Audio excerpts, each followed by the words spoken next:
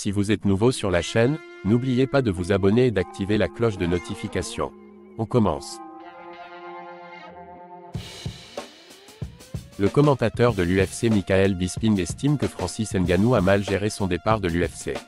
The Predator a refusé 18 millions de dollars. The Predator a quitté l'UFC en janvier en tant que champion des poids lourds.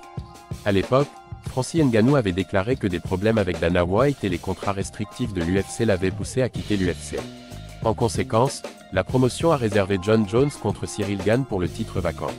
Bones a remporté le titre vacant par soumission le mois dernier et envisage déjà un retour. Jones et l'UFC prévoient sa première défense de titre contre Stipe Miocic en juillet, montrant ainsi que les affaires reprennent leur cours normal. Ce n'est malheureusement pas le cas de Ngannou. L'ancien champion des poids lourds de l'UFC est toujours sur la touche. Bien que Ngannou ait laissé entendre qu'il pourrait signer avec la PFL et même boxer des noms tels que Deontay Wilder, rien n'est officiel pour l'instant. De plus, David Feldman de BKFC a récemment révélé que les discussions avec l'ancien champion n'avaient pas abouti en raison de demandes financières irréalistes. Le commentateur de l'UFC Michael Bisping a évoqué la liberté de l'ancien champion dans une vidéo sur sa chaîne YouTube. Dans cette vidéo, The Count estime que Ngannou a mal calculé ses récents mouvements. Bisping a également déclaré que si l'ancien champion s'était engagé à rester à l'UFC plutôt que de faire un autre choix, il aurait déjà combattu.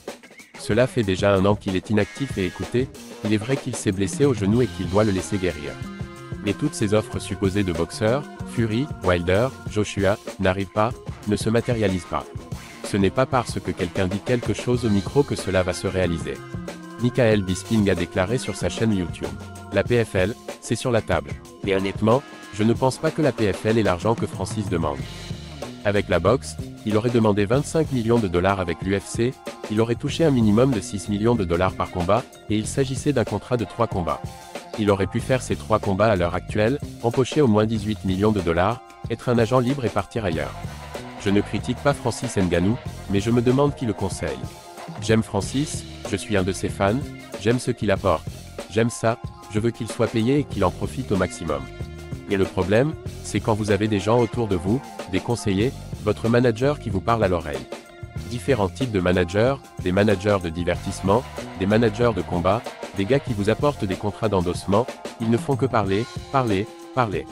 Ils disent tous que vous devriez être mieux payé, mais en fin de compte, si vous ne vous battez pas, vous ne gagnez pas d'argent. Que pensez-vous de ces commentaires?